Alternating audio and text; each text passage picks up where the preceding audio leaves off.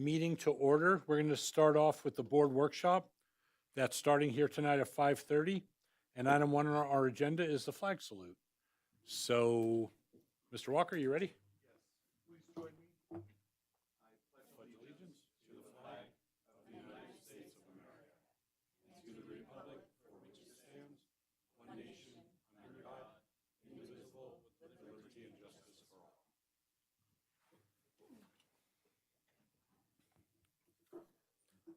Thank you. Item two is a roundtable discussion among the board members and staff to address the following topic, and this is going to be for discussion only, so no action is going to be taken. Presentation and discussion regarding changes to the district procedures for addressing student discipline, including bullying and cyberbullying, as a result of the 80th, which was the 2019 session, the 81st, 2021 session, and the 82nd, 2023 Nevada legislative session. With that, we have Ann Alexander and Tasha Fusion presenting, so welcome. Thank you. President Casiopo, Tasha Fuson for the record. I'm going to turn time over real quickly here to Ann, because what I asked her to do as we were working through the information we wanted to make sure that we had to present to you, really a historical understanding of the last three sessions and how it's progressed to how we handle discipline today. So that will be the focus of, and we'll walk you through this handout that we've provided you. And then we will have time, plenty of time for you to ask specific questions if you have regarding any of these pieces. So I just want you to know we didn't put together a PowerPoint. We literally have this handout because the intent was, this is kind of recapping where we are with policy and regulation 525 and 543. 525 dealing with discipline, 543 dealing with bullying and cyberbullying, right? But how we ended up currently where we are with those two policies and regulations. So I'm going to just turn time over to Ann, and then of course I will be here to fill in any blanks about how our district specifically is handling those things. Thank you, Mr. President and members of the board. It is always a pleasure to be visiting in Carson City School District. It seems like just yesterday that we met to talk about the revisions you were making to your policy and then to your administrative regulations on both of these topics, but I think it was all the way in last September, maybe October, I don't know.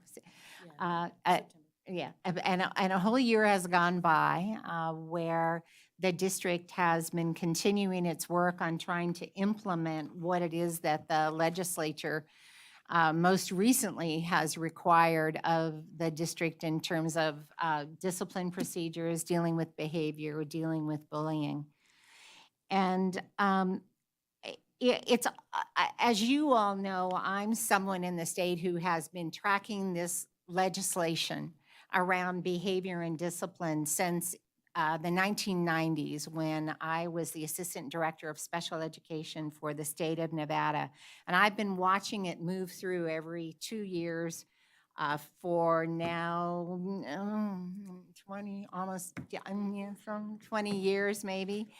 And, but really what happened in the last 3 sessions created just an explosion of new requirements that require so much additional care on behalf of the district to ensure that you satisfy not only the statutory requirements in behavior and discipline, but that you've also folded around those statutory requirements the kinds of procedural process requirements that help ensure that you are both complying with the nuts and bolts of the statute itself, but also complying with other requirements that come your way through case law in Nevada about how it is that you go about disciplining students and in some cases students with disabilities. So the first part of this presentation, before we talk about how Carson City is trying to make sure that you're on top of both of those things at once, which I just want to take a moment, by the way, and commend you for. As you know, my work around this district, this state is broad, And I just want to commend you for the detail, the level of interest that you all continue to show toward the detail of getting the requirements right, but also getting the process piece right.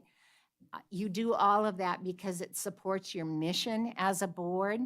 But as someone who every now and then gets called upon to defend a school board in litigation around disciplinary action taken against a pupil, it's so important to me that I start out with a record of policies and admin regulations that comply with every requirement in the statute, as well as comply with case law provisions around the process for how to get it done once the statute tells you what you can do.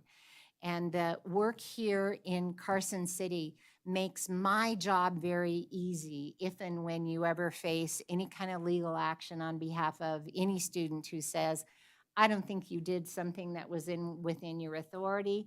And even if you did, I don't think you did it the right way. And the work that you do here in Carson City makes my job easy to step on and defend the actions of your administration, both at building levels as well as in your district office. So it's always a treat to be here to talk about all of this because of your commitment to getting it right.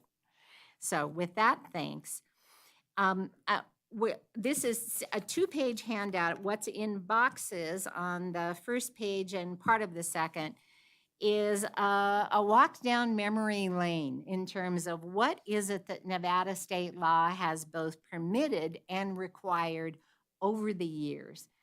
And the first box is pre-2019. And I don't know if any of you can remember pre-2019, but the law and discipline had been pretty well set for about 10 years, leading it from the late 1999s until 2019. Oh my gosh, that was a 20-year period of time.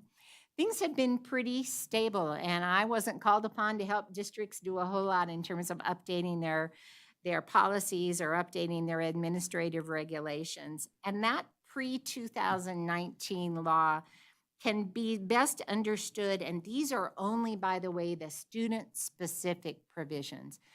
Within these statutes, there are numbers of provisions related to what it is you need to do as a district in terms of planning, accountability for incidents, and all kinds of other stuff. This is focused on student level discipline. So there's lots in these statutes that's not here. But before July 1st of 2019, in general, there were no age limitations whatsoever in state law about imposing discipline for infractions of school code.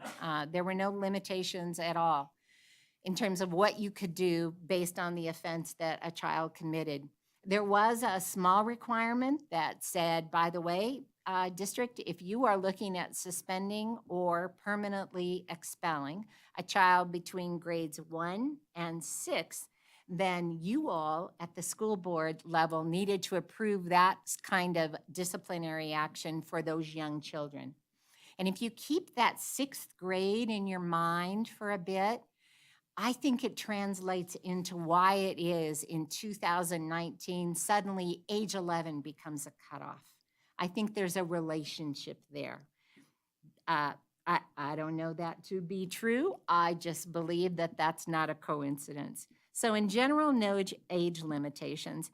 And there were no limitations to the amount or the nature of the removal that you could impose for a child who was a special education student with an IEP. No limitations at all around that. There were mandatory suspensions or expulsions for students in 3 out of 4 special categories. Pre-2019, I called those the big 4. If you go back all the way to the late 1990s, there were mandatory removals for all 4 of them. But by 2019, June of 2019, there were only mandatory removals left for 3 of them.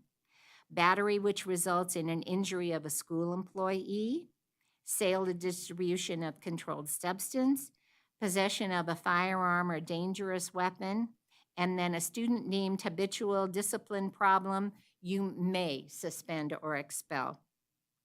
Since the late 1990s, there have always been special rules for how it is that a school would deem a student a habitual disciplinary problem. There are still a whole series of special rules for how you have to do that, based upon the numbers of suspensions, having in place behavior contracts early on, now restorative justice plans at a student level.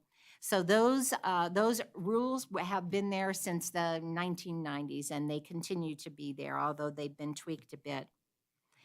And at that point in time, in June of 19, and by the way, when I say pre-2019, I mean, fiscal year starting July 1, right, after a legislative session, there was always a provision that said a superintendent may, for good cause, allow an exception to any kind of mandatory removal.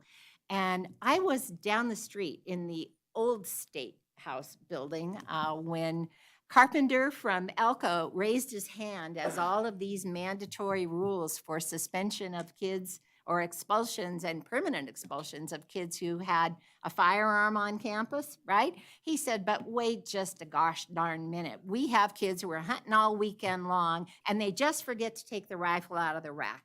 And so you're telling me now that if that happens, we're going to have to expel those kids, and if it happens twice, they're going to be permanently expelled. I don't think that ought to be in the rule. And that was the moment when this authority for the superintendent with good cause to say, yeah, I'm not expelling that kid based on that oversight of there being a weapon in the pickup after the hunting weekend.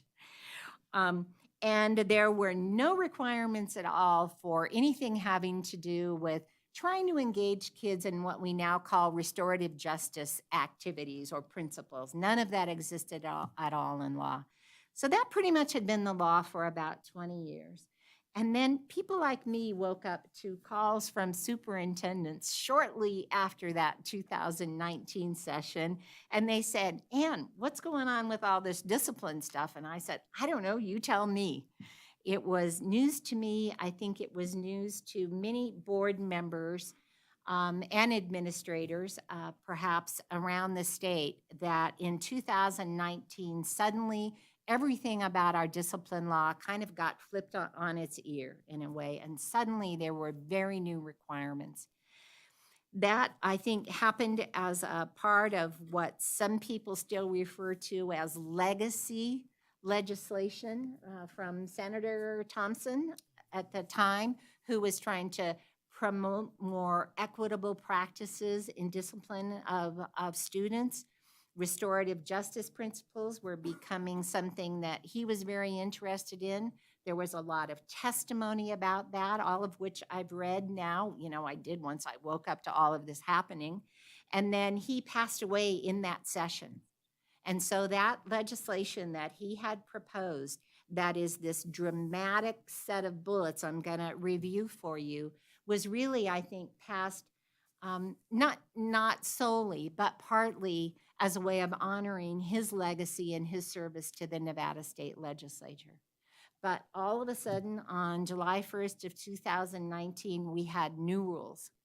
First of all, age 11 limitations were imposed for most misconduct by gen ed students.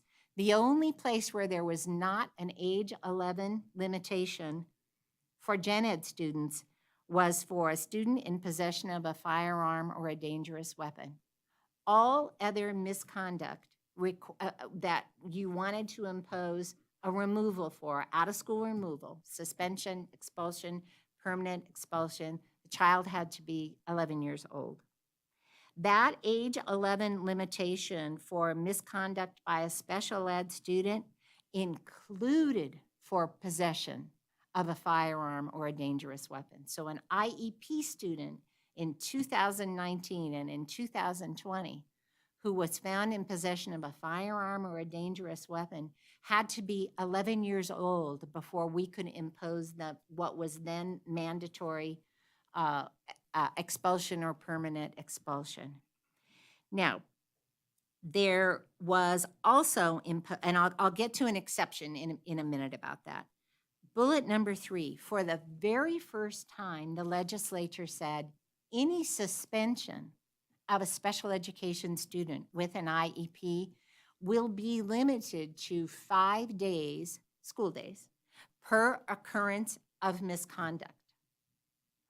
Or you could permanently expel that child. What's missing in the middle? No expulsion, a suspension for 5 days, or a permanent expulsion. Nothing in the middle was authorized by state law at that time. Remember in pre-2019, I said 3 of the 4 big 4 categories of misconduct carried some mandatory removal. As of 2019, the only mandatory removal left was for students in possession of a firearm or a dangerous weapon. Here was the one piece of statute that gave you some further authority for students under the age of 11. At that point in time, the law said the board may approve a permanent expulsion for students under age 11 in extraordinary circumstances. So if you had students who were engaged in very serious misconduct that would warrant a permanent expulsion, not a suspension, not an expulsion, but a permanent expulsion, then administrators could come to you and seek your approval under those extraordinary circumstances.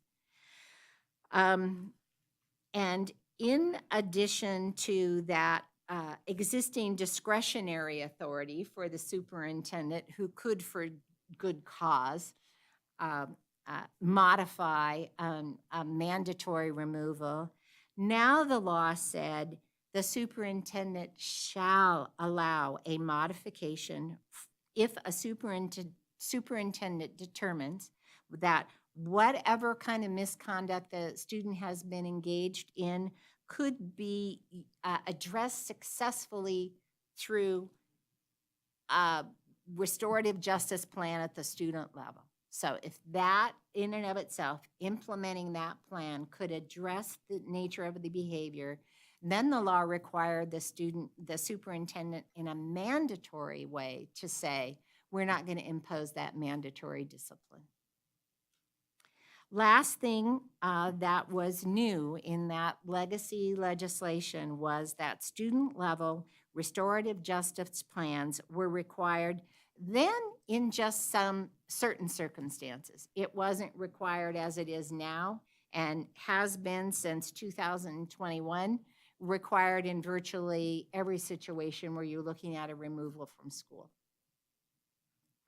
And that was that required a whole lot of work in a hurry by Nevada's school boards, Nevada's school districts, to try to kind of change everything about how they were approaching discipline because of these statutory limitations. Raise your hand if you were up then, if you were around then for. Yeah. Please go ahead.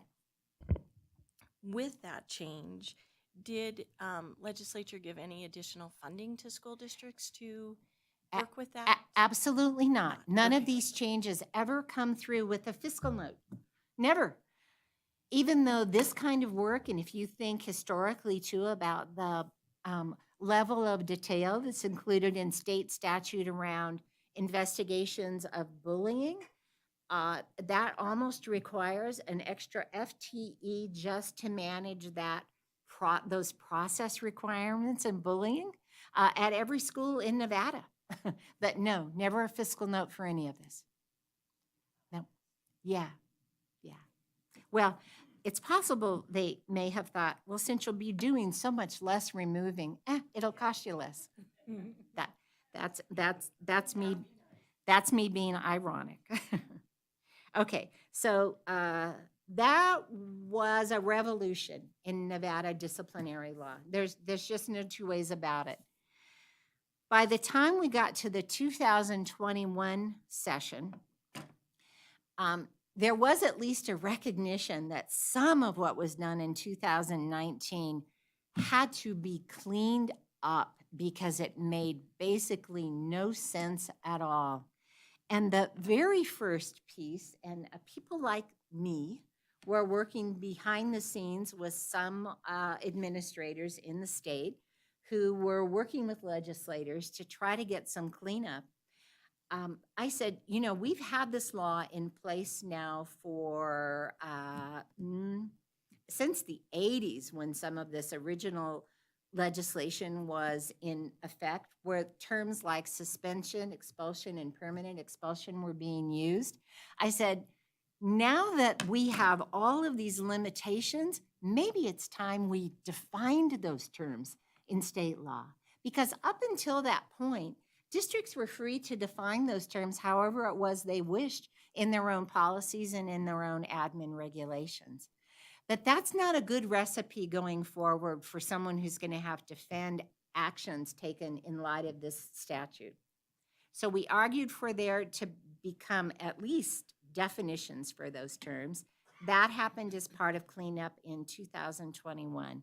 So the first time we now have a definition of suspension, which meant a removal from the school in which the student is currently enrolled for not more than one semester. So anything from a half a day removal, from a 1-period removal at the end of a day, up to and including 1 school semester is a suspension under state law. Has to be out of school. So in-school suspensions have nothing to do with anything in these statutes.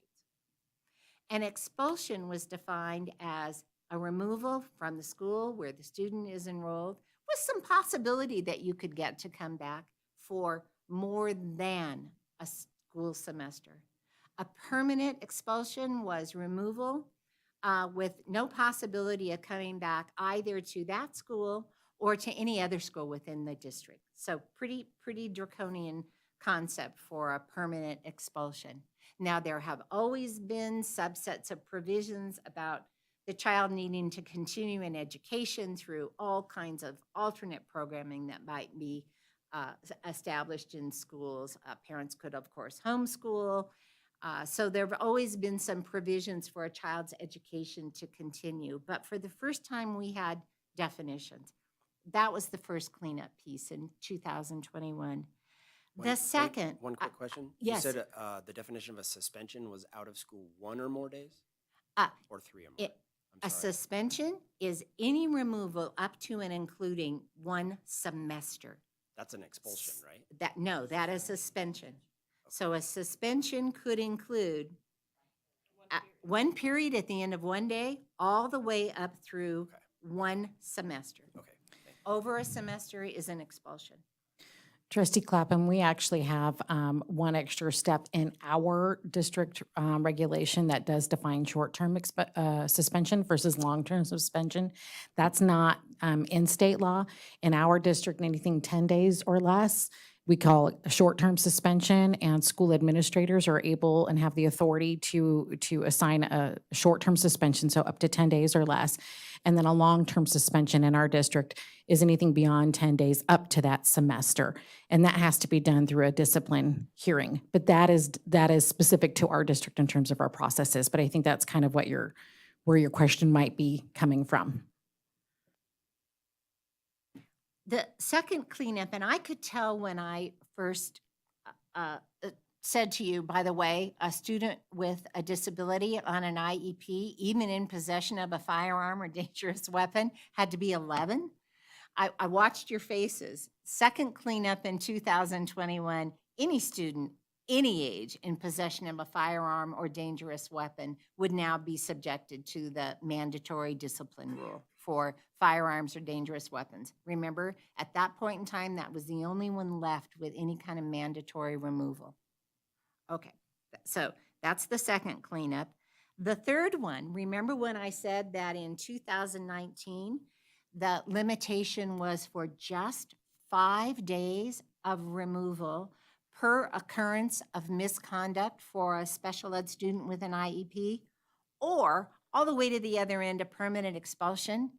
It left just ordinary expulsion out of it entirely. So 5 days, or you're never coming back to one of our schools. The third cleanup that happened in 2021 was to at least add in the provision for expulsion for students with disabilities. So still 5-day suspension or an expulsion or a permanent expulsion. That was the third cleanup. And now the requirement for student-level restorative justice plans began to just apply more broadly, so that there really should be no removal out of school without addressing the need for a student-level restorative justice plan. And Tasha will talk to you in a minute about the whole range of what that can look like.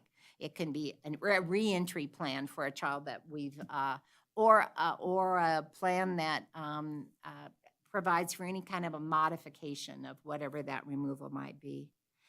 Then, though, for the first time, the legislature said, well, we think everyone should be able to appeal any suspension or expulsion.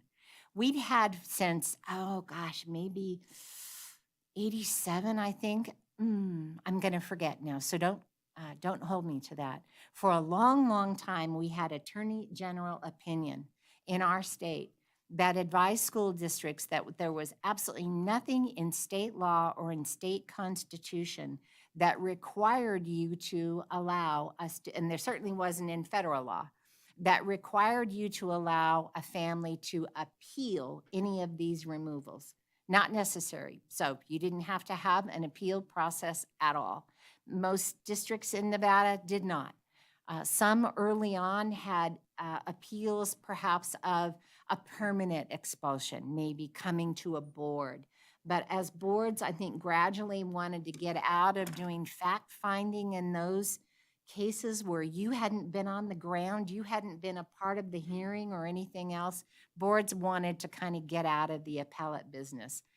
But the 2021 legislature said, well, I think everybody should be able to appeal everything. Now, I got asked questions like, you mean to tell me that I am a Principal Ann and I'm going to send this child home for a half a day, which is perfectly within my process authority? But as I tell that family, your child's going home for half a day to think this over, I first have to stop and let them appeal that before we impose the half-day suspension. And my advice had been, no, we're going to go ahead and impose it. And if they appeal it and it's successfully overturned on appeal, then we'll expunge it from their record, because it's completely ineffective as a removal technique to say, we're going to suspend you, but we'll impose it about a month from now when all of your appeals are finished. There never was any case law deciding whether I was or wasn't right about that, but I was willing to defend it on principle if we had ever needed to. But so for the first time, we get these appeals now that are available. That continues in law, by the way, through 2023, except I think once the 2023 law is all codified, that now, because there are two different bills that passed in 2023. One of them has a provision that says you can't appeal anything that's short of a 3-day suspension. So what the example that I just gave would be something you would not be able to appeal. The other bill doesn't have that until the Legislative Council Bureau does its work to reconcile all of this language and create statute for us. And I look every day on the NRS to see whether they've done that yet, and they haven't yet. But I think it's possible that that appeal for any little suspension may be going away. So if it was the 3-day suspension that they couldn't appeal before that, is there a timeline that the school district has to address appeals. Yes, there are, and all of that detail is not in here. It's in your current regulations. Because we made it all conform as though any appeal could come for any suspension at all. And there are 5-day timelines for notice and then for conducting a hearing. And all of that is addressed already by this board in your administrative regulations. Okay. Then and then finally, in 2019, there had been all kinds of junctures in removing students that required the board to make some determinations and the board to review and approve, which would have been a constant tangle for you. You would have been in this room once a week in order to approve virtually everything that was being proposed for implementation the following week. So as a final cleanup item in 2021, virtually all of your responsibilities, there are a couple of little ones, but almost everything else could be assigned to a designee so that an administrator could handle some piece of this responsibility for you, and boards didn't have to keep convening to review these pieces. So 2023, which I think was just a year ago. Now, you'll remember us talking about this last fall. We know what the impetus was. We know that the legislature finally heard from districts that these limitations, especially on age, are not useful for students engaged in a whole variety of very serious misconduct. And that age 11 limitation needs to be lifted for now what exists as those 7 special categories of misconduct. And within the statute, for all of those bulleted at the top, depending on the age range of the student that may be proposed to be removed under that particular category of misconduct, what you can do varies depending on the age of the pupil. And it's not like it's uniform across those 7 categories either. One of them will say, if the student is under 6, you can suspend, but you can't expel, and you can't permanently expel. I know we presented to you before the whole matrix that spells all of that out. I can't even remember it anymore, but Tasha will remember it all. I have to look it up every time I look because it's different for every one of those categories. But at least the legislature acknowledged that for some of this very serious conduct, it was time to lift that age 11 cutoff, that requirement. And they did do that. Within that, though, Gen Ed students, and I'm on my 3rd bullet down, each category has separate rules for the kinds of removals, and by that I just mean suspension, expulsion, or permanent expulsion that may be imposed based on the student's age and special education status. If you look at the 2nd bullet down, the statute is clear that special ed students may only be removed under age 11 for 3 of those 7 categories. And that's a student who poses a continuing danger to persons or property or an ongoing threat, student in possession of dangerous weapon, student in possession of firearm. There are now 2 of those 7, now it's the big 7 instead of the big 4. There are 2 of them that require some level of removal. But they don't tell you what that level has to be anymore. You have some options across the board. Until this point in time, a student in possession of a firearm or a dangerous weapon had a mandatory removal of permanent expulsion on the first offense, permanent expulsion on the 2nd offense. That delineation is now gone. That child has to be subjected to some removal, but you have authority across any of those, across suspension, which could be a semester, right? Or expulsion or permanent expulsion. So if you think of it as a mandatory sentence for a crime, The mandatory sentence is now no longer in existence for firearms or dangerous weapons. There has to be removal, but it's within the authority of the district how much and for what, based on the nature of the conduct involved. And the legislature came to understand that limiting 5-day removals for students with disabilities on an IEP was too few days. And so it increased to 10. So now you have the authority to remove a student, to suspend a student on an IEP for up to 10 days per occurrence of misconduct. So that was a change. Can I add on that one? Yeah. Just a note to put, and I didn't realize that we didn't put it in our bullet points, but in 2023, it also limited the amount of time that we could suspend a student who was served under the McKinney-Vento Act. So children, transition homeless children, they actually, now we can only suspend for 5 days. So where they had students on IEPs limited to 5 and they upped that to 10, now they've restricted the number of days that we can remove a student who is served under that act to 5 days. And you actually we have to consult our homeless advocate for those children to make sure that the behavior is not a result of the fact that the student is experiencing homelessness. So I think we forgot to put that as a bullet in there, but I wanted to point that one out because that one comes up a bit. And folks wonder why this student only received a 5-day suspension versus those other potential higher numbers, 10-day, et cetera. It may well be that when the legislature convenes again, because they're not finished, I don't think they're going to be finished with this piece of statute in our lifetimes. Well, no, I'm looking at it. Yeah, many of you, they will, not me. Another quick question. Yeah, For a student who's on an IEP yes. and they can get suspended, does does the offense have to be related to the IEP? So for instance, the youth on the IEP struggles reading, but he likes to fight.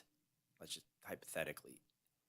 Does that limit, because the fighting isn't related to his disability, so to speak, does that play a part that he can go longer than the 10 days? Or just because he's on an IEP, it's 10 days? Just because he's on an IEP, it's limited to 10 days.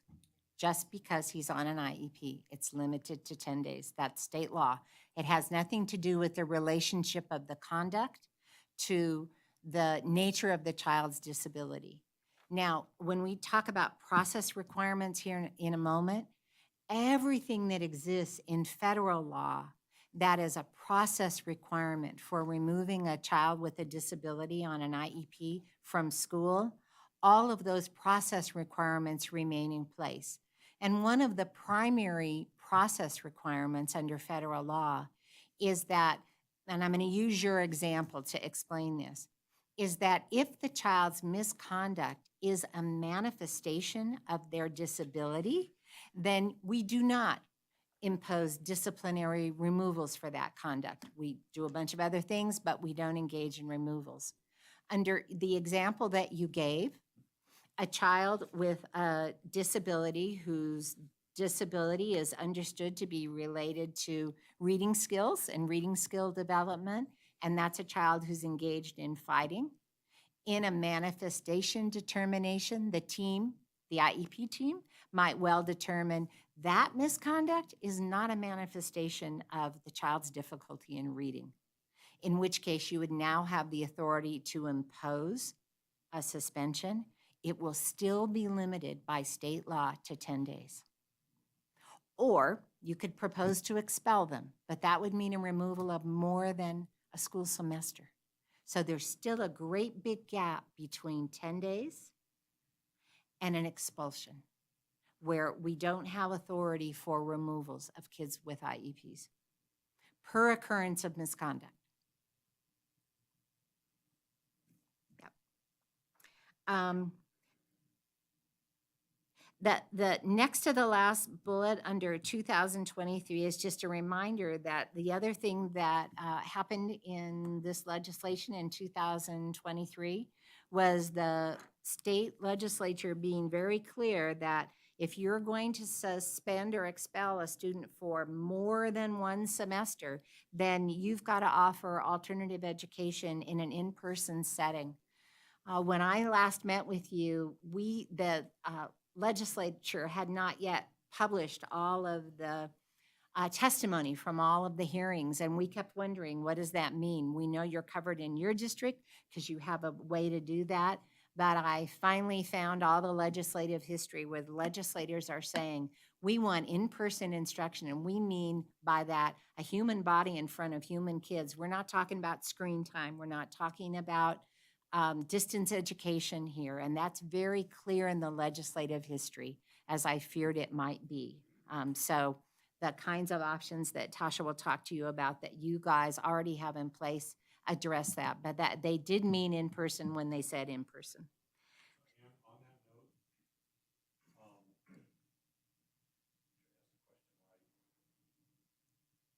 are all, my understanding is that was covered under, I think, was it DB 285? It's either in 285 or 330, sir, and I don't remember offhand which one it's in. My understanding is there was kind of a discrepancy between the two, so the rural districts aren't necessarily honoring that? So here's my understanding about it. There are no exceptions for any particular district with regard to any of this. It will be a question of how it is that the Legislative Counsel Bureau reconciles these two bills in the end. And the advice I've been given is that the bill that passed last, all of the provisions in it will probably be the provisions that go forward in the event that there's conflict. In the event that there's no conflict, it's possible that something that was not addressed in first bill passed, was addressed in first bill passed, not addressed in the second bill passed, may still find its way into the code. So we have yet to see, but there will be no differentiation between rural and urban in satisfying any of these requirements. Okay, so then it's a requirement then now, they have to provide in-person, My Education my of understanding some is sort. that's a bill that passed that will have that requirement. okay, That's and if they codify it and leave it out somehow, that'll be interesting to see. sure. And so, and as usual, boards are often in kind of a sort of, we're not too sure about all of this when the legislature passes two bills at once that do two different things. Right, So we'll see. okay. But it won't be an rural urban distinction. Yeah, I think the reason I heard that was just, and I'm guessing, I forgot who I heard it from, it might, Cash, have been from you, is that, there's an expense to doing this, I would imagine. You have to have an educator assigned to doing that, so there's a cost to the district, and the rurals, may not have the money to hire another, FTE.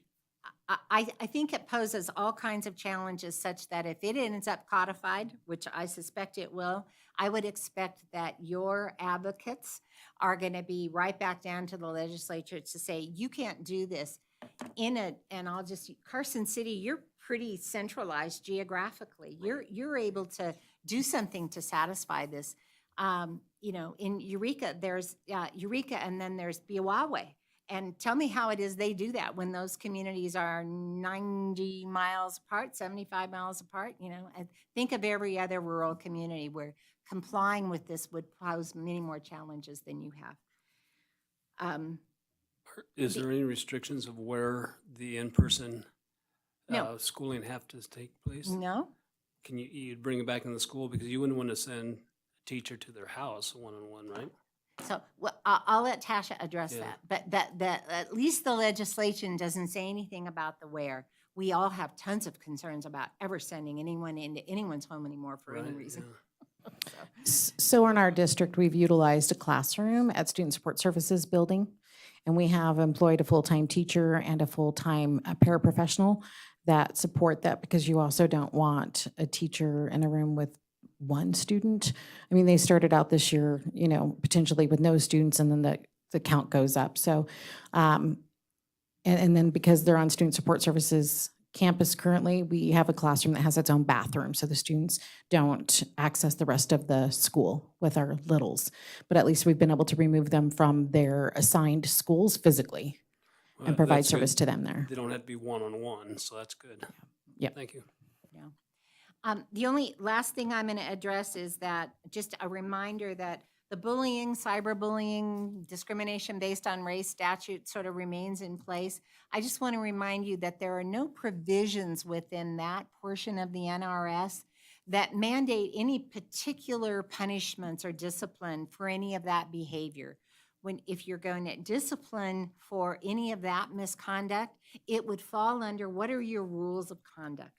So it slides back over to being addressed within whatever you have in 525 in terms of how it is that you're going to proceed to discipline any misconduct associated with that. And it would be a whole range of options that you might consider depending on the seriousness of the offense. But the offenses themselves get processed through your 525 reg, not through anything in 543, because the statute doesn't mandate anything in particular about that. So that's your history lesson about all things discipline in Nevada, more than you wanted to hear me talk about. But I'm going to switch now to Tasha to talk about, so how do we do this in a way in your school district that safeguards you against legal action, but also fulfills your mission? Thank you, Ann. So in our district, currently, as I previously stated, our school administrators, site-based administrators, we've given them the authority to impose short-term suspensions, and that's defined in our board regulation 525 as 10 days or less. We specifically utilize that number because it coincides with, obviously, the 10-day removal for special education. We do have a note in there that they can't remove for 5 days for students served under the McKinney-Vento Act. But we also are required by NRS, as previously stated, to develop student-level plans of restorative discipline. And one of the big challenges that has occurred from that is it's not the provisions in terms of how long we can suspend students and what has to occur has an effect on that. So you can't say, for instance, okay, I'm going to suspend this student, or I'm going to put the student to a disciplinary panel because I want to suspend the student for more than 10 days. And then I'm going to write a restorative plan when the student's in the behavior school, right? So the intent of a restorative plan is to keep the student from being removed, right? That's the intent of what the plan is. So if the student exhibits this behavior, we sit down, we develop a plan. How can the student make up for whatever that infraction is that they've had of the school rules? So whether it's,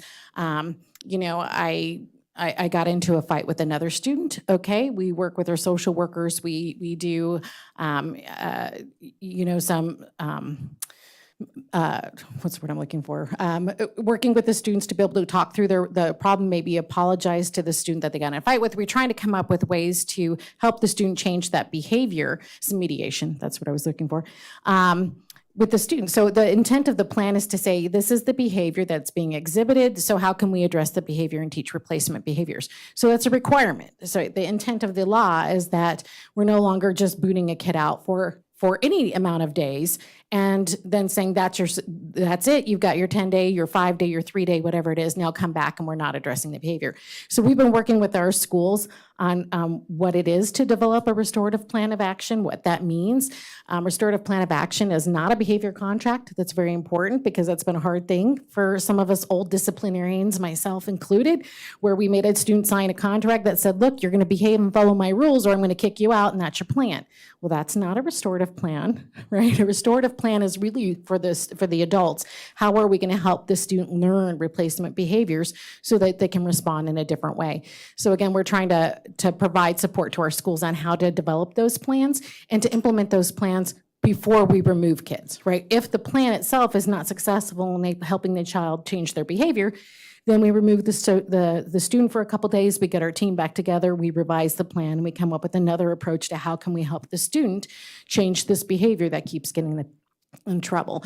So we've been building that process and trying to build our capacity and the supports that schools have to come up with actual plans versus contracts, right? So that's been a shift. But if a school feels that a student's behavior, the incident is so severe that it requires a longer term removal, then they put in a request for a hearing panel in our district, right? So that those requests come to me and I call the school and I walk them through the process of, okay, have you written your restorative plan? What have you put in place for the student? Have you taken any data? Are we being successful in remediating this behavior through this plan? And if the school hasn't done that, then we have the ability to support them in that process. We started a district intervention assistance team, so schools can refer students to the district intervention assistance team. What that looks like is we have a team of professionals, our head psych, our head social worker, our head counselor, our attendance or re-engagement specialist, our McKinney-Vento coordinator. I sit on that. Dr. Medina, our accountability director, sits on that, our director of curriculum instruction. I mean, it's a huge group of people that then we come together to support the school. What's going on? What is the behavior of the student? What supports can we bring you? Do we need to bring in outside counseling? Do we need to bring in outside behaviorists to help you? Those types of things, because our intent is, again, to build restorative plans that are really going to hopefully change student behavior, right? But if, like I said, if the behavior is so severe that it's not felt that it can be addressed in that manner, then the student is referred up to the panel and the student goes to a disciplinary hearing. There's 3 administrators. Those administrators serve on that panel. They rotate who sits on that panel, but then we go through the due process procedural steps of allowing the student and the family to come and state their case. This is what occurred. This is what we'd like to happen. The school says, here's what occurred. This is what we've done. And then the panel decides whether or not to uphold or to do a long-term suspension, expulsion, or permanent expulsion based on the behavior of that student. So we're attempting to try to, again, be more proactive and not kick students out of school because, again, we're required by state law now to provide in-person education. So if a student is put on a long-term suspension, expulsion, or permanent expulsion, then we put them in what we call our opportunity program, as I stated, which is over at Student Support Services. And then we still build a plan of restorative behavior for how we're going to intervene and try to help that child change their behavior and learn more appropriate behavior.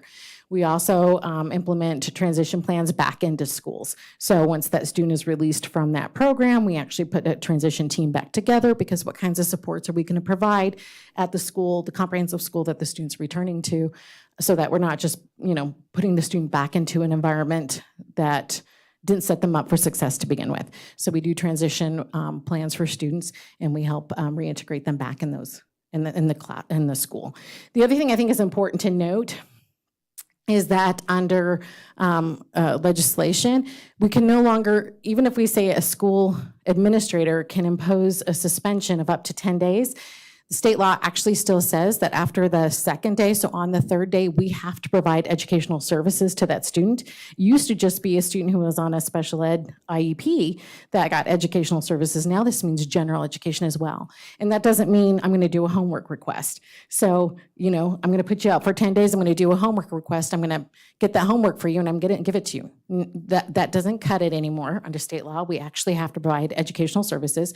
So this is where most of our secondary schools have their after-school behavior programs where a student might come to the school after all other students are gone for 2 hours, and then that's where they receive in-person services and education and some assistance with like online work or group work support with social workers, et cetera. But we have to provide that educational program to those students. So it's become a lot. And as we've stated, the amount of paperwork and planning and services, yes, comes with quite a bit of a cost to be able to do that, and time to actually get those teams together. So what we've done as a district and what you have done over the past couple of years and approved for us is we have given all of our schools interventionists to work on this. We've also given elementary schools 2 parapro interventionists this year, as you know, to try to help them support with those educational plans. And all of that is basically driven from this work. So it's been a challenge. And as we said, this just went through in July of 2023. So you realize many of these bills come out and they say that they're effective July 1 of that year. But then we have to come in and try to update our practices. And I know there's been questions, for instance, about our plan of restorative discipline. And if you remember, you may not, but this was actually brought to you for approval at the same time we were doing the updated Regulation 525, and this hasn't been updated. Why hasn't it been completely updated to the laws that took place in July 1st is because we're still waiting for LCB to put those two conflicting bills together before we try to figure out how we're going to update what we're going to update because we have conflicting information. So we're doing our best. Anna's helping us work on this too, so we can try to provide guidance to our staff that is going to be helpful to direct their work.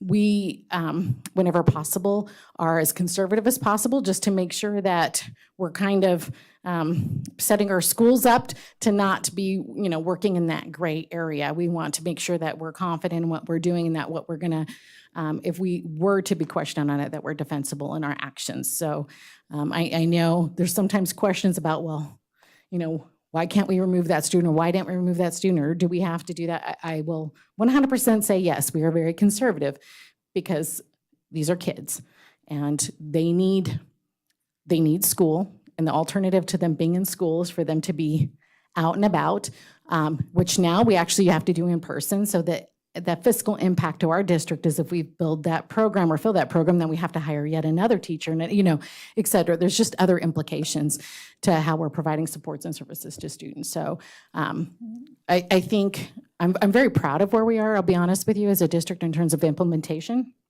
Ann and I have worked really close together. If you remember, my first day was July 1st, 2019.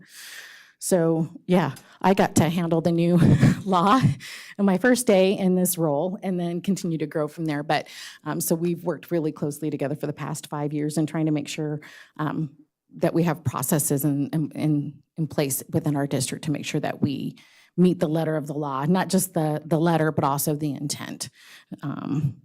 Yeah, so that's kind of how we've been working thus far. We're going to do another board workshop. I want you to know the last meeting in May, because I want to do part 2, and we're going to bring our MTSS team in here to talk to you about what the multi-tiered system support service program looks like, because we do work on behavior issues as well as mental health as well as academics, and we work with students through that process through MTSS, and we'll talk more about the district intervention assistance team, because that's how we try to be proactive before we have to be reactive, because this is reactive, right? So we want to have a proactive approach to helping students with behavior too. Yeah, I didn't want to interrupt. We only have like 2 minutes left, and I think we have board questions that we're not going to get through all of them. So first, I just want to say thank you, and there'll probably be some follow-up questions for one or both of you by some of the board members. But if you don't mind, we get a couple of questions answered before we have to reconvene? I know you have a question, Molly. Matt, did you have a question, or Laurel? I saw you both kind of looking at me. Okay. Molly, go ahead. First, I want to thank you both for being here. It was extremely informative. And I think it's really important that the public knows that a lot of what the school has to do is set by legislators that, by the way, aren't educators. And they're not in the schools. And these laws are being set by them and lobbyists and whatever else. And it does tie the hands of the schools. And just by listening to what you said about being reactive, being that all of this did not even come with a fiscal note, you mentioned the collaborating with social workers, which is a cost to the school district, a full-time in-person educator, a full-time paraprofessional, a re-engagement specialist, a psychologist, an outside counselor, an outside behavior specialist, and then you have your educational program. And I do know that sitting up here, we do get a lot of comments, emails, from the public about the behavioral in the schools. And I just hope that those people that are listening, watching, and hopefully can be sent a link to this video will get that if they really want to voice their concerns to me as a parent, I would be going to my legislators, because it's not just sitting here and it's not within the schools. A lot of our control is taken away from these statutes. So I appreciate the information. It was extremely informative. So just thank you for being here. So just real quickly, great presentation, and I think this is a hot button issue in all districts. And so when we were having a NASB meeting recently, this was one of the things that most of the trustees were talking about. And so I'd love if we could, it's been a while since we've had you to a training, Ann and Tasha. I think that just that component of these are the requirements and here's how we are dealing with it in our district that will help trustees see that there are things that could be done and there are processes that need to be followed. And so just to give a little bit of information so that they could grab onto, make a plan, maybe even ask both of your opinions to help shape that, because it's impacting all districts and the smaller districts have less people to do the work you're describing. Yeah, and I would just add as we wrap up that, I think this is very valuable for me and I think for all of us to understand this better. And I think it's important that we do err, as you said, Tasha, kind of on being a little conservative so that we don't trip over ourselves, doing the wrong thing. But inevitably, there's always holes in the armor. There's punishment that might have gone too severe or not severe enough that we wish, how do you protect those kids? And so just understanding what we can do as a district that doesn't get us in trouble with the state or the federal regulations, what can we control and what can't we control? And this helps understand, but I think there's still more understanding on our end that would be really helpful. Anyway, thank you. We do have to wrap this up. We have to get to our regular session. So thank you very much. Really appreciate it. And thank you for everything you do for us. Thank you, President Cassioppo. I will make sure to, just like I said, we'll have part 2 of the presentation, and we'll make sure that we have time for you to have further questions, because I like having the legal understanding for you, and then also a bigger picture of how we're addressing it. And then we'll make sure that you have the opportunity to ask questions, even if they're around the legal aspects at that point in time. Perfect. Thank you. So at this time, we are going to close the workshop, and it is, according to your watch, it is 6:30. So we're going to reconvene or convene to the regular board meeting. So we'll call the regular board meeting to order at 6:30. And we're going to start with item 3 on the agenda. Adoption of the agenda as submitted. This is for possible action. Have a motion and a second by the board. Do we have any further discussion by the board? Do we have any public comment on this agenda item? Seeing none. All those in favor? Aye. Item 4, Superintendent's Report. This one's for information only. Superintendent Fueling. Thank you, President Cassioppo. Last week was spring break. 100% of students and staff were happy about that, so that was great. It's a win. Coming up on Wednesday, April 24th, a reminder, we have our Community Connections, formerly Community PLC event at Carson High School at 6 o'clock. We'll be jointly with the Nevada Department of Education talking about the topic of artificial intelligence and its impact on education and the workforce coming up here, because we all clearly know every detail of that. So it'll be an interesting conversation. But there will be some student and staff meetings before that as well that haven't been announced yet. So if you're interested in attending any of those, just let me know. Just a reminder, on Saturday, April 27th is the NASB Professional Learning Time, where national or NCEE, I can't think of what that actually stands for at the moment, but they're facilitating a conversation. Yeah, Education and the Economy group. Really good, though. We'll be talking about some of the work that Nevada Department of Education has done and the Commission on Innovation in Education here in the state, and talking about moving education forward given the world that we are in. So that is all I have. Okay, thank you very much. We're going to go on to item 5, board reports. Board member comments. This is for information only. And we're going to start with student reports. Carson High School.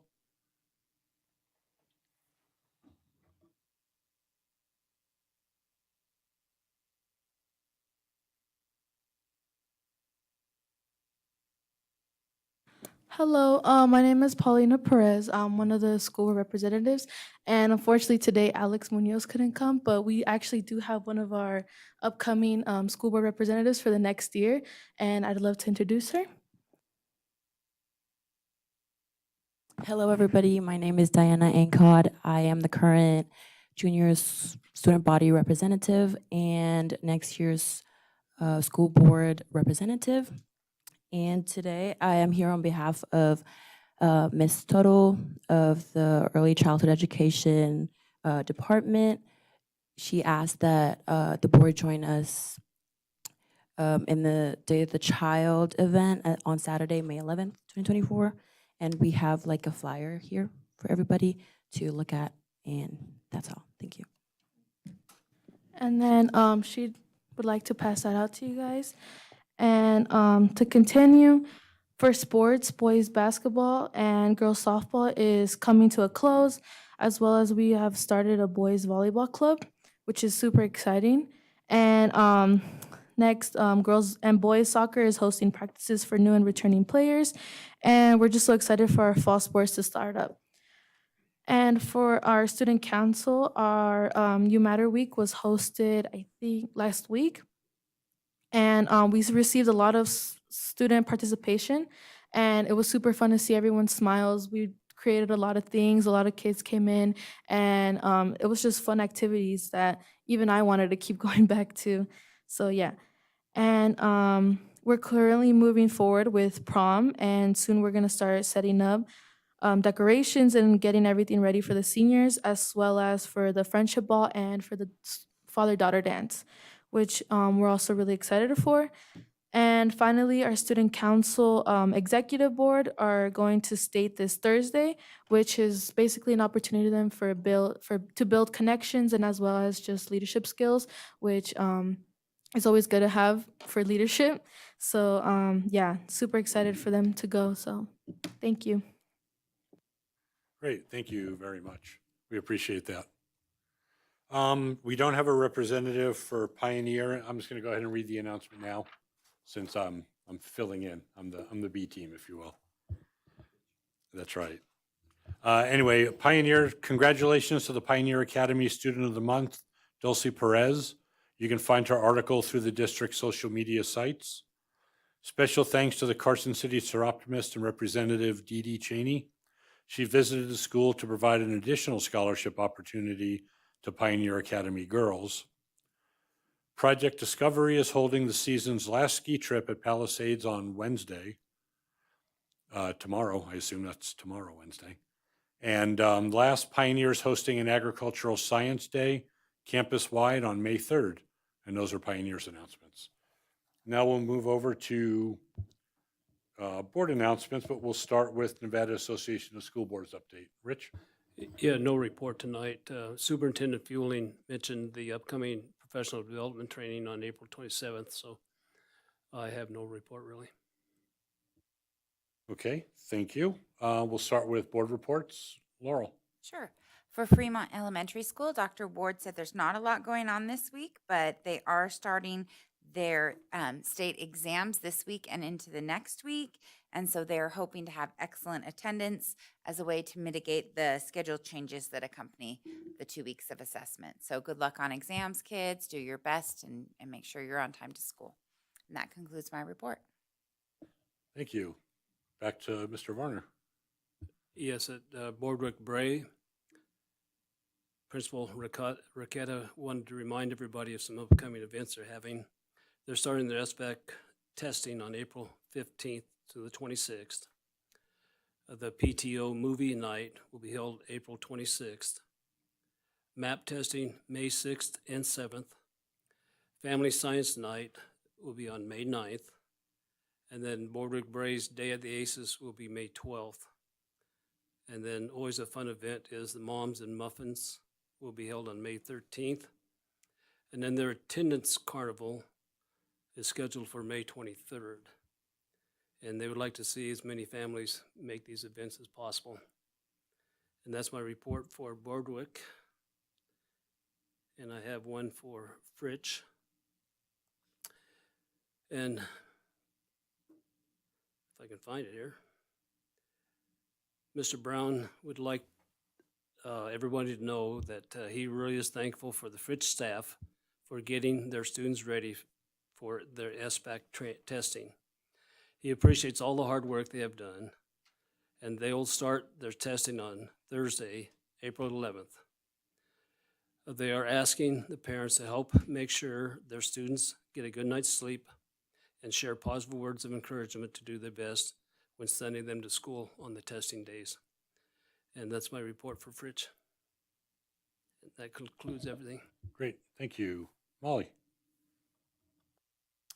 Okay, so for Empire Elementary School, I informed Mr. Tuttle about the Carson City Parks and Rec Commission meeting where it was voted unanimously from the Parks and Rec to bring to the Board of Supervisors, I believe it's 3.1 or 3.6?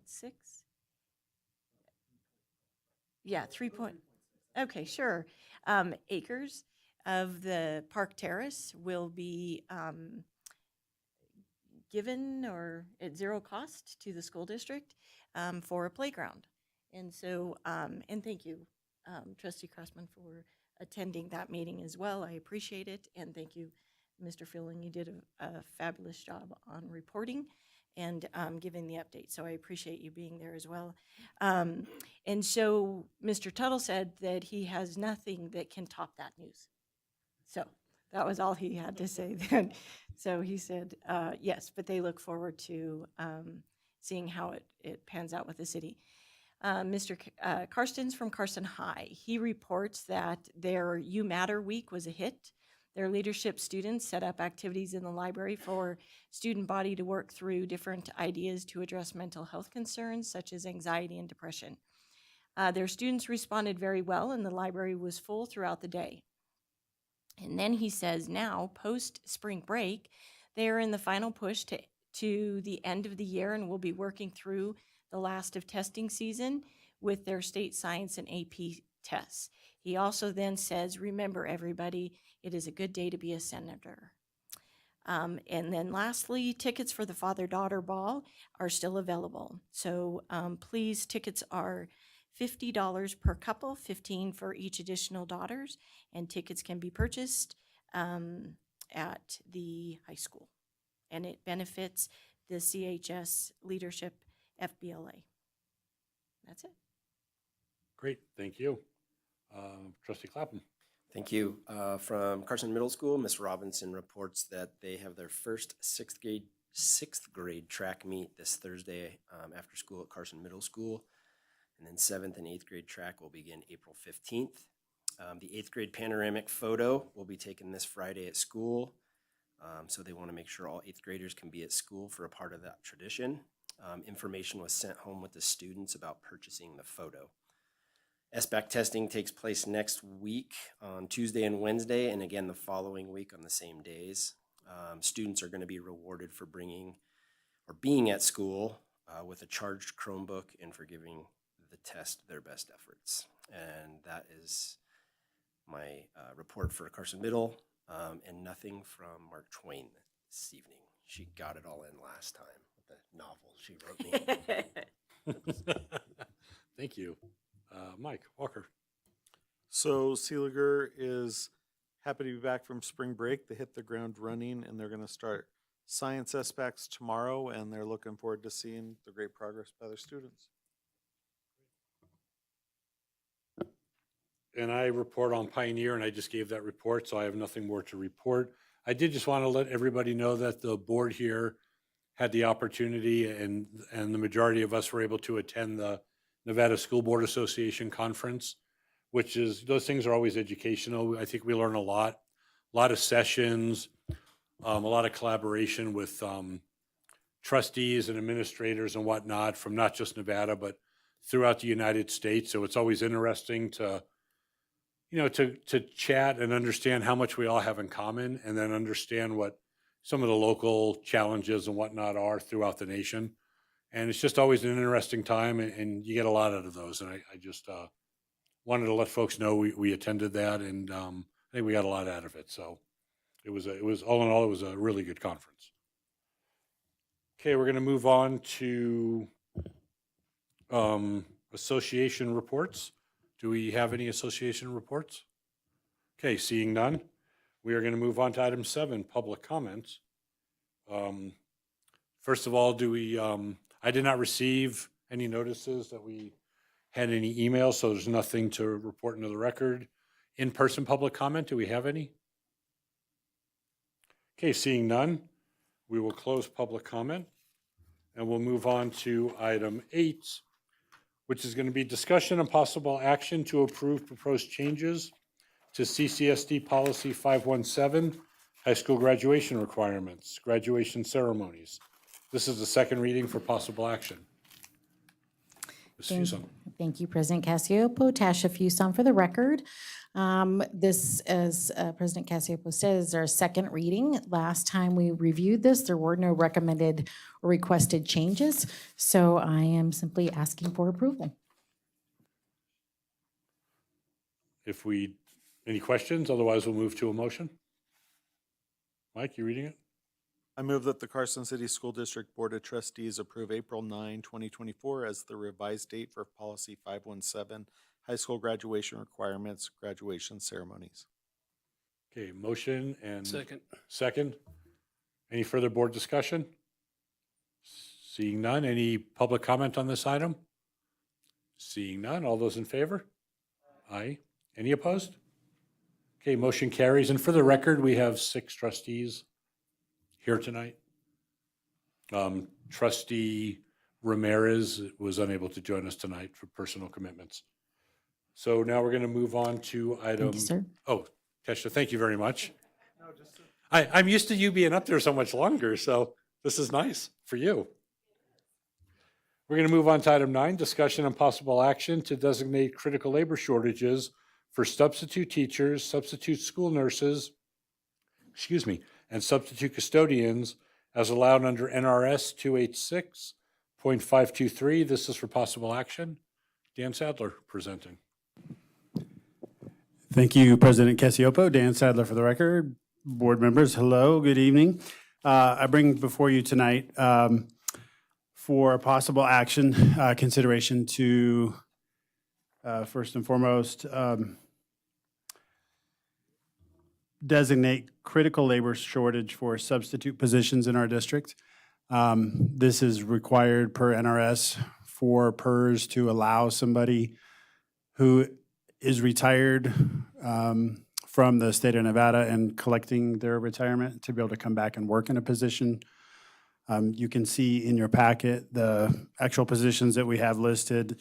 I'll just kind of review. The substitute position is one that we are always hiring for. So I committed to a number that we have 20 vacancies because we could use an additional 20 substitute teachers. We could use an additional 50. We could use 75. That'd be even better. But really the point is just so that should we have people who are retired who are willing to come back and we still have a need for these positions, that we'd be able to hire into these positions. Just for the record, and this will kind of carry into the next agenda item as far as some of the positions, but we do have a couple substitute teachers who are on critical needs that came back. So when you last approved this, it's good for 2 years every time we've done an approval. The expiration for any of the positions we're looking at tonight would cover anything we have a vacancy in. And some of the current approvals are good between now and October. And so I just made the decision to take all of those approvals and put them together and kind of bundle them up so that we would have the same approval date and expiration date moving forward. So again, first would be consideration for the substitute teacher, substitute school nurse, and substitute custodian positions. Joe, I do have a question. Thank you. Yeah, Rich, go ahead. On the substitute teachers, a retired teacher can come back and be a substitute as long as they don't make over, what, $23,000 a year, something like that, without having to be critical needs, is that correct? Yeah, really for substitute teaching positions in particular, what this does as a benefit to us as a district is waives the 90-day requirement before they could come back to work. So if we had somebody who retired, let's say this spring coming up, and they wanted to come back and substitute, they could start working for us in August.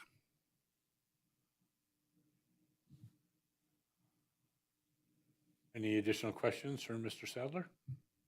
If not, this is an action item as well, if anyone wants to make a motion. I can make the motion, and I just appreciate you bringing this to us and being proactive to make sure that we can fill these critical needs positions. I move that the Carson City School District Board of Trustees, pursuant to NRS 286.523, in light of the efforts made by the district to fill the open positions in substitute teachers, substitute school nurses, and substitute custodians, as outlined by Mr. Dan Sadler today in the documents submitted, we are making the findings required by statute, and we adopt the written findings made by Mr. Sadler in the Nevada PERS forms presented to the Board of Trustees, and based on those written findings, we declare that the statutory provisions provided in NRS 286.523 have been met. There is a critical shortage of labor for substitute teachers, substitute school nurses, and substitute custodians for a period not exceeding 2 years. Okay, we have a motion. Mike, were you the second? Motion and a second. Any board discussion? Any public comment on this item? Seeing none. All those in favor? Aye. Motion carries. Thanks, Dan. And I think it's important to note that, you know, it's not like you start the year and you go, boy, we're short on subs. It's an ongoing kind of an ebb and flow process throughout the semester. I mean, there's, you know, we're getting surprised all the time just by various circumstances. So Absolutely. I would agree, there's a huge need. Okay, we're going to move on to item 10. Discussion and possible action to designate critical labor shortages for certified elementary teaching staff, certified secondary teaching staff, certified special education staff, custodial staff, English learner paraprofessionals, speech language pathologists, deaf and hard of hearing interpreters, school psychologists, special education paraprofessionals, school nurses, and school bus drivers as allowed under NRS 286.523. And this again is for possible action. Mr. Sadler. Thank you, President Cassiopo. Dan Sadler again for the record. Similarly to the previous item, this is possible action to designate critical labor shortage for the positions you see in front of you. Any position that we currently have now, I'm happy to report that where we stand right now, position-wise in our district, we're in a really good spot. We have 8 certified positions posted, which are represented in the list in front of you. And we have a handful more in certified special education, and certainly we have some in our classified positions. So any of the positions that you have on the list here, certified elementary teaching, all the way through bus drivers, have a minimum of 1 vacancy right now with no qualified applicants. And it's not that we have 25 positions open like we did, well, actually it was 60 last year that we had to fill for certified, and we filled 50 in classified, so it was over 100 positions we had to fill. So I'm happy to report that that number is down, but we still do have a few vacancies that we have not been able to fill. So again, improving this would allow us to bring somebody back in a critical needs position to fill any of those positions listed in front of you. I just wanted to share briefly too that this year we had a total of, let me just double count, I didn't write my number down. 12 employees come back as full-time critical labor shortage. 3 of those were classified bus drivers, and the other 9 were certified staff. Bulk of those positions were in special education. And while we do still have some positions posted as listed in front of you, I'm happy to report that are really hard to fill CLS alternate standards positions. We have filled those positions this year with some new applicants. And so again, we're trending in the right direction when it comes to hiring. We're trending in the right direction when it comes to keeping people here with our retention. And I'm really happy with that, but we still may need the opportunity to bring somebody in, critical needs, should we not fill some of these positions moving forward. Yeah, and I would just add, you know, we've also been somewhat successful on kind of our homegrown philosophy, and I think you've been great there as well, just, you know, trying to recruit folks that grew up in this district who now have gotten their education and whatnot and are coming back to the district. So that's been helpful as well, but Yeah. agreed, there's still a shortage. So anyway, any questions for Mr. Sadler on this? Molly? Thank you. Um, is it fair to say that we aren't the only school district doing this? Yeah, I would say that's a very fair statement. I don't have record of how many districts have gone for this approval, but I know certainly with the districts around us and my colleagues working in those districts, we've had conversations that they have needed to fill critical positions as well. We were at the University of Nevada Educator Specific Career Fair last week, and we were happy to go support that event. They've done a career event that was kind of all careers in general in the past, and it was very difficult to attract education interest at that fair. So it was really nice to be at a career event where it was just educators. And we had districts from California, Northern Nevada. I did speak with colleagues at a district here very close to us that I won't mention that still has 100 vacancies right now looking for next year. And it's not the big one to the north. So we're in a good spot, but it's definitely, this helps should we not be able to find somebody to fill these current vacancies moving forward. By the amount of positions that have been filled to date, I would gather that us approving the stipend for early retirement is paying off. Absolutely, yeah, thank you for mentioning that. I think getting the word out there early for those people who were considering retirement, they notified us early. We were able to open those positions earlier, and we've been able to fill the bulk of those positions. So that was very helpful. And then, is there any limit on the amount of time a certified staff can remain in a critical need position? Is it like 2 years, 4 years, or is there any limit at all? It's a one-year position, really. But So, it can be renewed, that person could stay? yeah. The Again, approval is for 2 years, but the position would be for 1 year. So let's say we have an elementary teaching position that we're not able to fill through the summer. We're able to perhaps put somebody in there as a critical needs employee next fall. They would be in that position for the school year, but then we would open that position back up, say in January, to try to get somebody new to come in. the reason I ask is because I've been told that we've had one critical need position filled by a certified staff for 8 years. Is that accurate? It could be. We've had people who have continued to come back on critical labor shortage, but those positions have to open up for applicants prior to placing somebody in there. Okay, So like the that list of, person has to reapply each year? Correct. Okay. so like the list of people we have currently who are supporting us in this capacity are not currently eligible to be hired for these positions and won't be until after May 1st at the earliest for us, because we want to make sure we get through all of our processes internally and still try to keep it open for people who might be looking for positions. And I'll end just by commending you for the work you've been doing in the retention and recruiting areas. Thank you. I appreciate that. We've got a really good team in HR, and it extends really to all of our hiring managers and principals as well, but thank you. Any other questions for Mr. Sadler? Again, this is an action item, if someone would like to make a motion. Laurel made the big one last time. This one is, I know. I can do it if you want. Or Matt, go Yeah. ahead.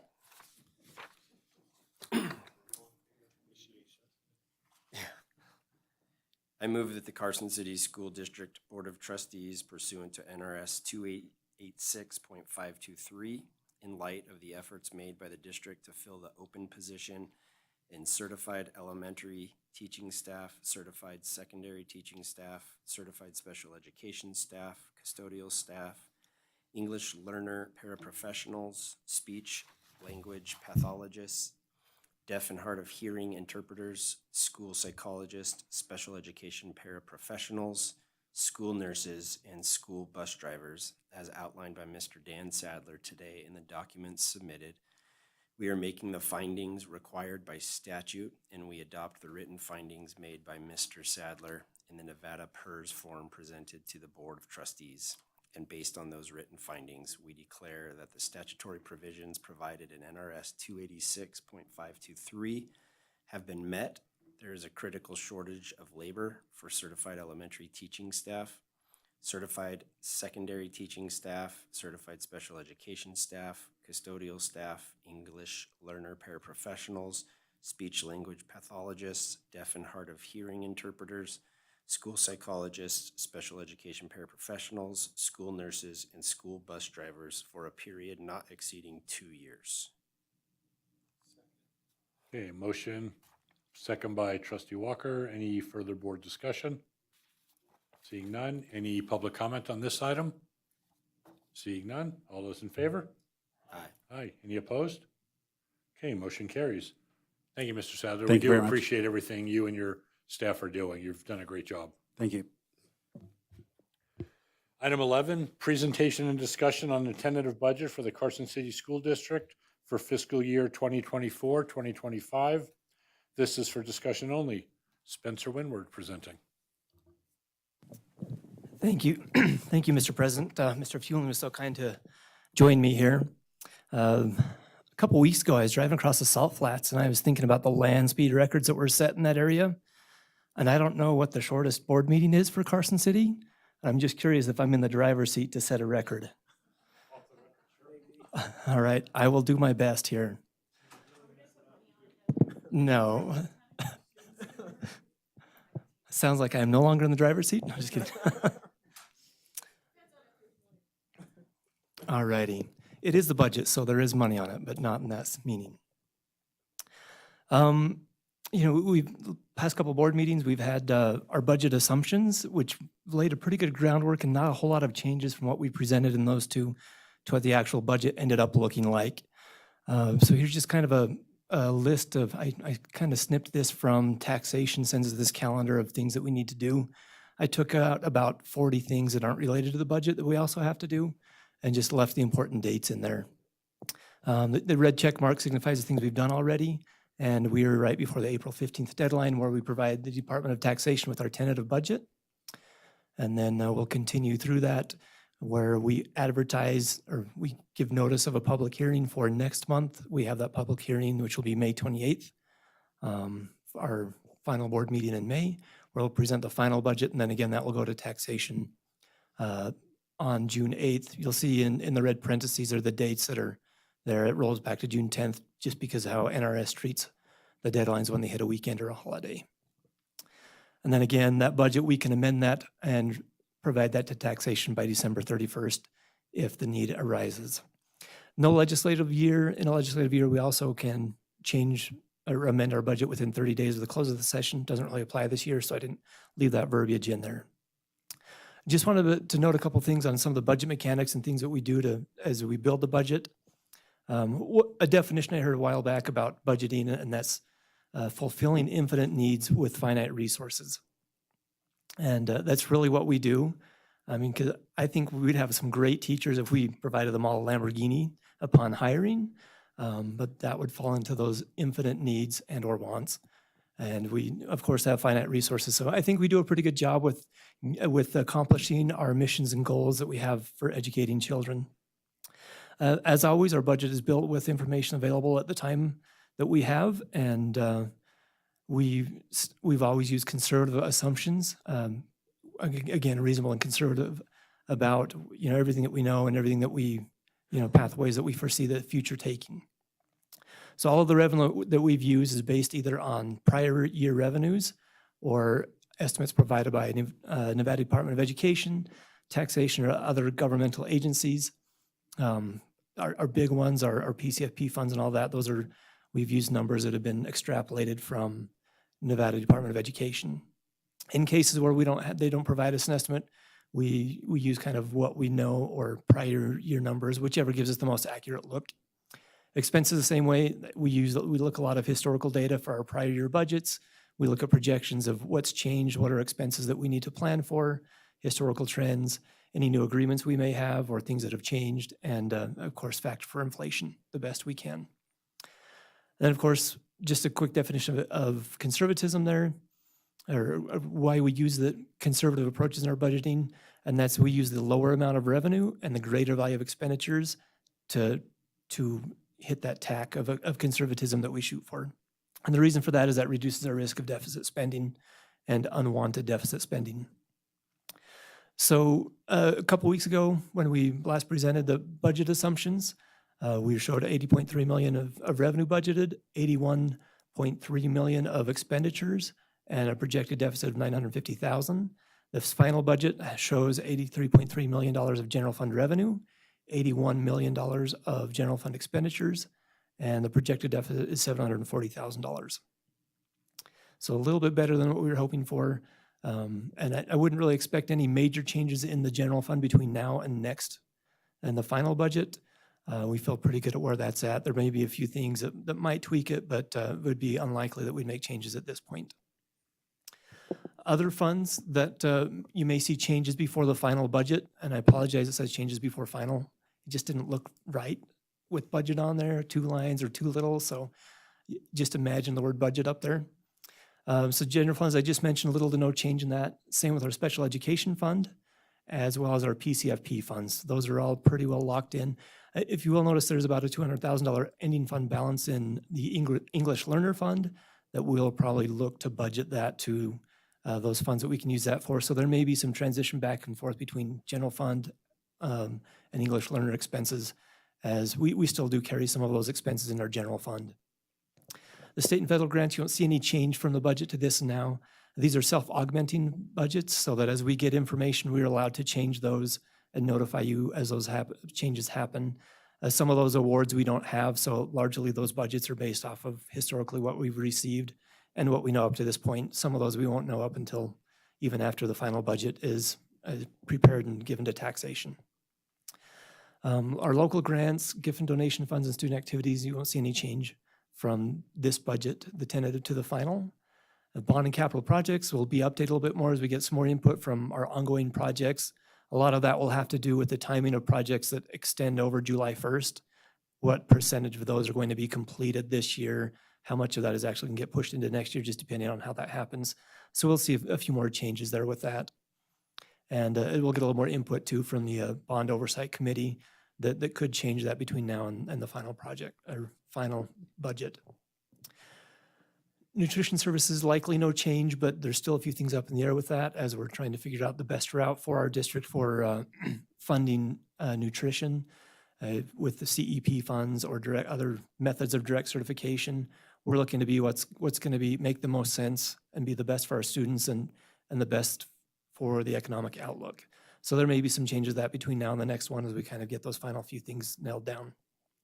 And no changes to our proprietary funds. Any questions up to this point?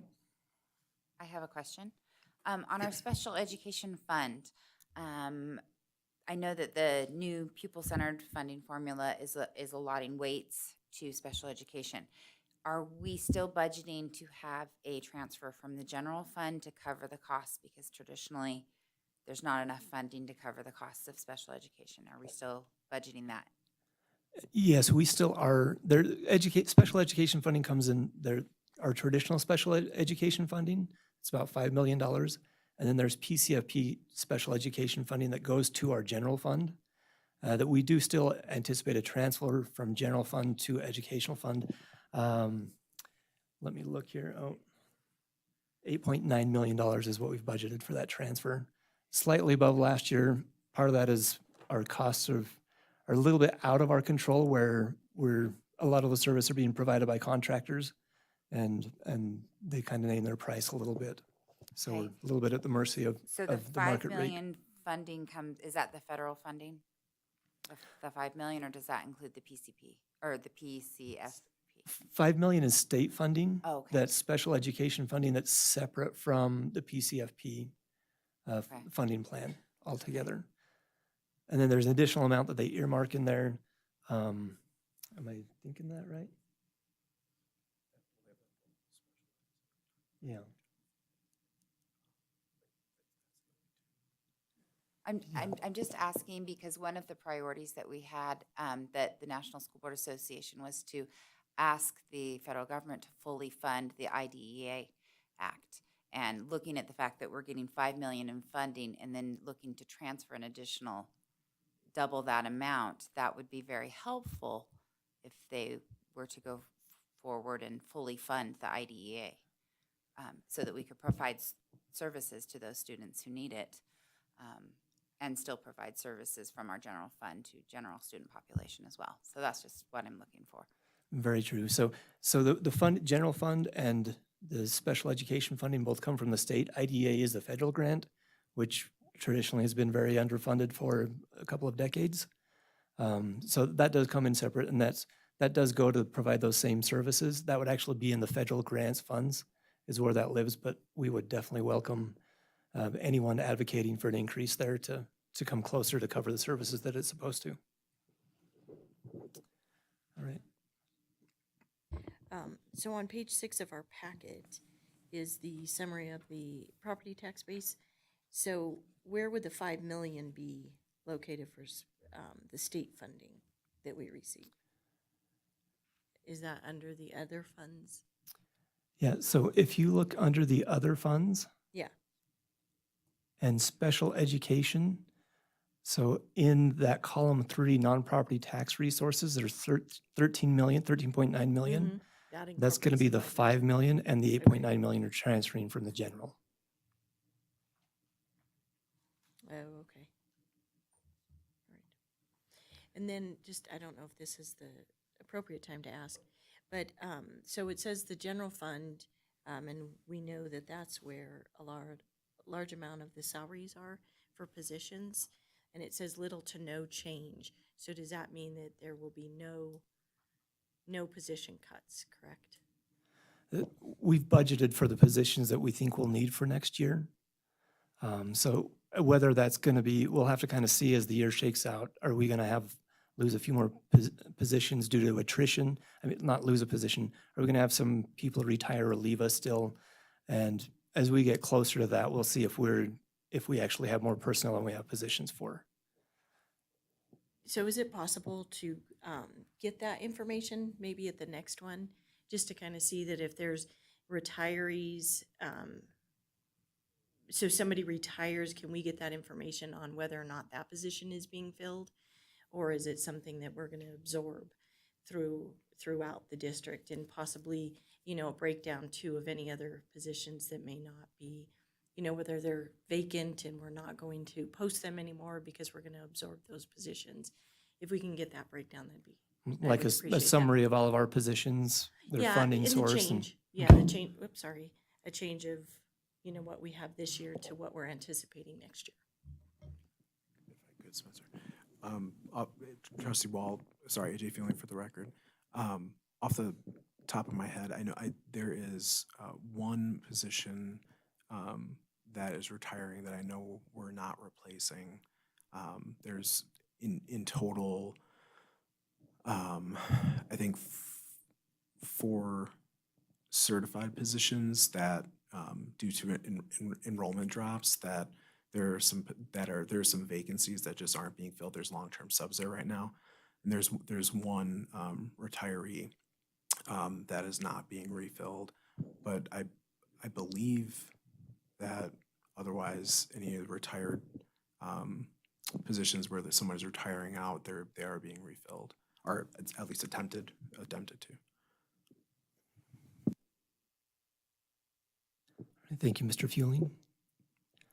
Did we get your question fully answered? All right, any other questions?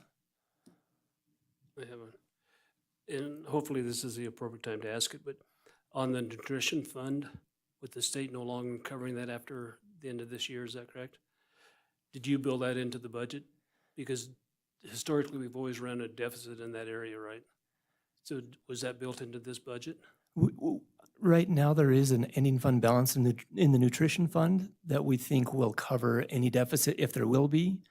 It's really difficult because we don't have any really good data of how this year will look as we come back to normal after no one needing to fill out anything to receive free or reduced lunch. So I don't anticipate a deficit going to the general fund. We're not going to need to make a transfer from the general fund to nutrition fund this year, just because there's enough ending fund balance in there to cover any deficit I think we'd see this year. Thank you. All right. Oh, another question? Question so far? Back to you. Okay. I just have to point out my mistake.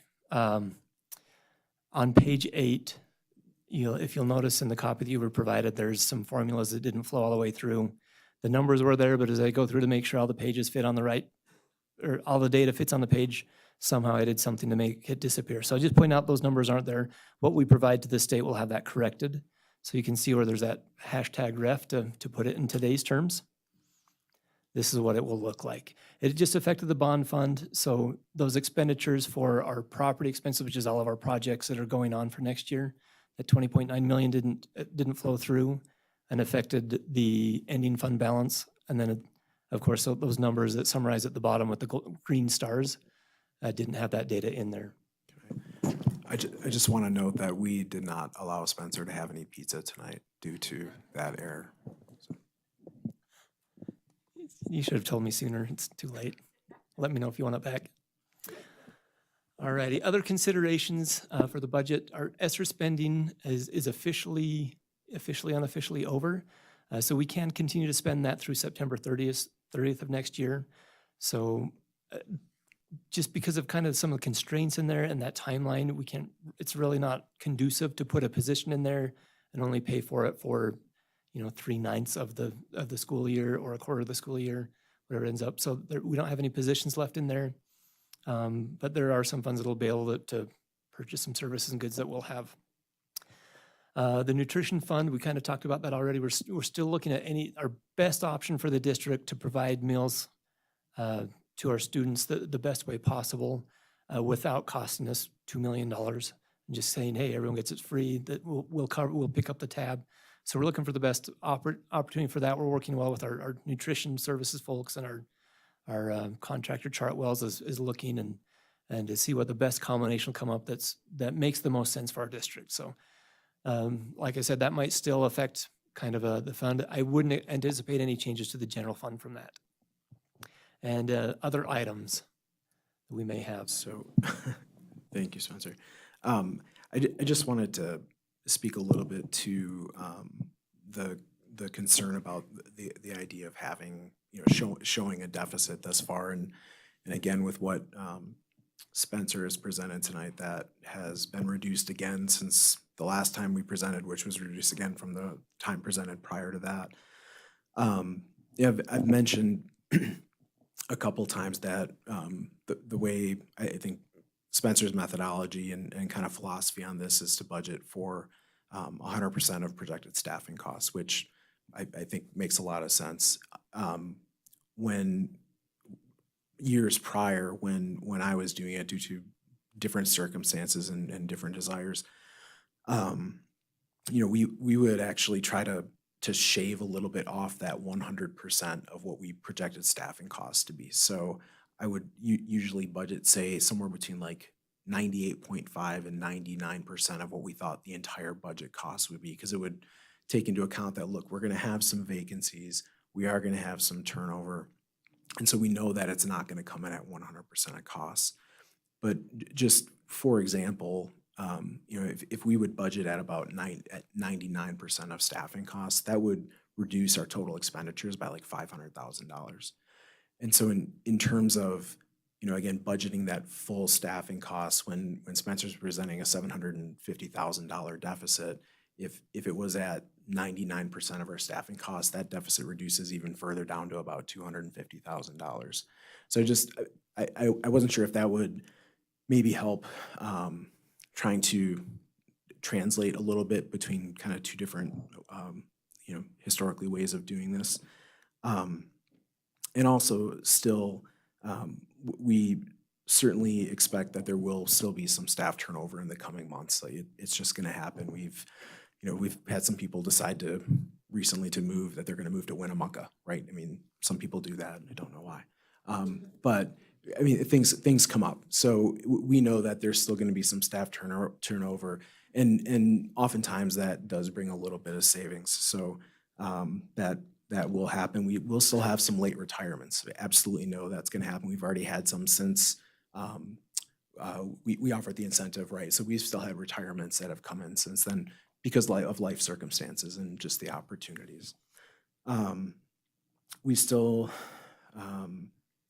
we're still awaiting numbers from Pool Pact for what our insurance renewal is, and I think we had it out about a 10%-ish increase, right? I mean, that may come in higher, that still may come in lower. It just kind of depends. We still have to do final projections on enrollment. Just historically, we're looking at that even going into the month of like early May is kind of the final point where based on how we started the year, where we are in May, and kind of historical trends where we think those numbers will end up in August when kids come back. I do think there's a chance that those will be revised down slightly again, but until we run the numbers final time, we won't know. And I think it's important too with those enrollment numbers, we do expect this as a long-term trend over time. And so I think the case for trying to be conservative and just at least being thoughtful, it's never going to be perfect year to year, but we adjust year to year, right? As things happen, changes always happen. So we have to continue to look for opportunities for structural budget savings as they present themselves across the district. We currently have some vacancies in operations, and so looking at, just looking at that structurally, what it looks like. We have a coming vacancy with the pioneer principal position, structurally looking at what that looks like.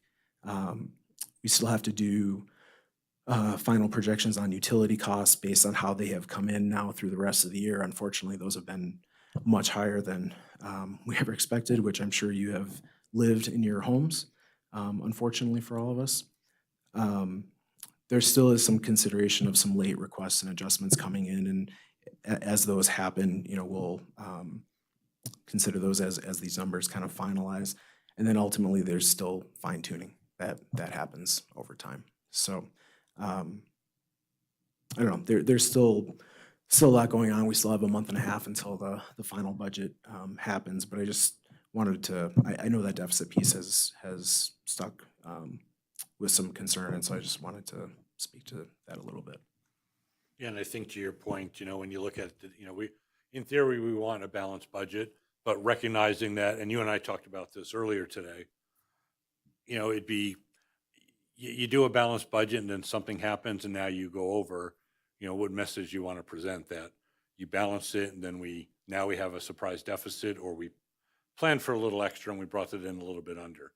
Right now we're talking about a $750,000 deficit, which is, when you look at our operating expenditures, including transfers, it's less than 1%. So it is pretty, narrow. It's not a ultra conservative, number to be looking at. So I think really you've done a really good job in bringing that down and being as tight as we reasonably can be. So thank you for that. Do we have any further questions? I don't have a question, but a comment, I guess. I think everybody knows how I feel about deficits. I've stated it at every budget meeting. However, I appreciate the conservative budget you put together, and you've lowered the projected deficit quite a bit from the first time you brought this to us this year, so appreciate that. And like Joe says, I'm not a supporter of deficit, but I think it's better to build that in than not have the money available, I guess, for lack of a better term. So thank you for your work. I think you've done a good job, both of you, on preparing for the upcoming budget. And hopefully we'll come in under budget still. And I would just say that, this is a projection. And just for all those reasons that you listed, things could go really well for us and we could have a bunch of people move in, and they could go really bad. We could have a bunch of people move away. We never know. And so it's not an actual deficit, it's just projected. So we're hoping that's not the case, but that's the reality of school budgets. We have to kind of look in our crystal ball and make our best guess, and that's why we have several meetings throughout the year to make those adjustments. So, I don't want people to feel all of a sudden that we're going to be, not able to pay our employees. It's, we're making our best guess right now, and then as time passes, we'll get a clearer picture.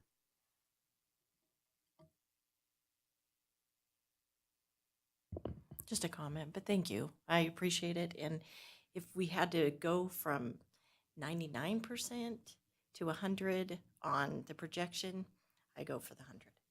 Just, I'm on your side on that. You can keep the pizza.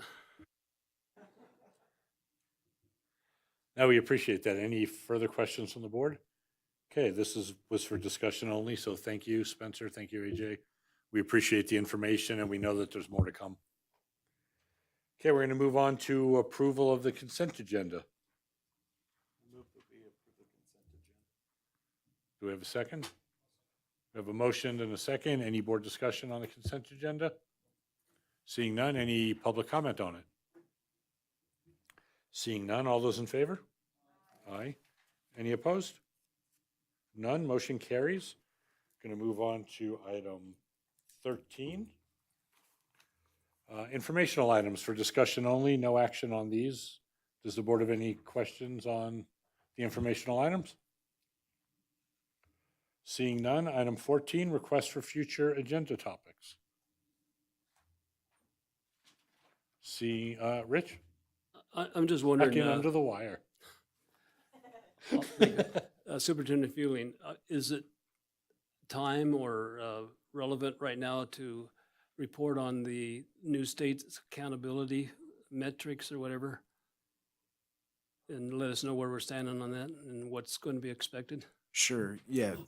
Thank you, Trustee Varner. So we have submitted. So the way that worked, there were 6 parts to the governor's acing accountability that were defined for us. I'm pretty sure that's right. And then there was a 7th where we got to choose in what they called an innovative metric. And for us, and we had to submit to get that approved. And so that was actually just submitted, I think 3 weeks ago, maybe 4 weeks ago. And ours was around our work-based learning program that we're greatly trying to grow and emphasize. And it's aligned with our strategic plan as well, so it makes sense. We still have not received confirmation from ND that they've officially accepted that. So we're still waiting to hear. So that to me would be the only holdup, but we certainly could present, if you're okay with kind of that being the outlier, but we could certainly present around that and update the board. Whenever it be appropriate. Okay. Any other requests for future items? Seeing none, we are adjourned. Thanks, everybody.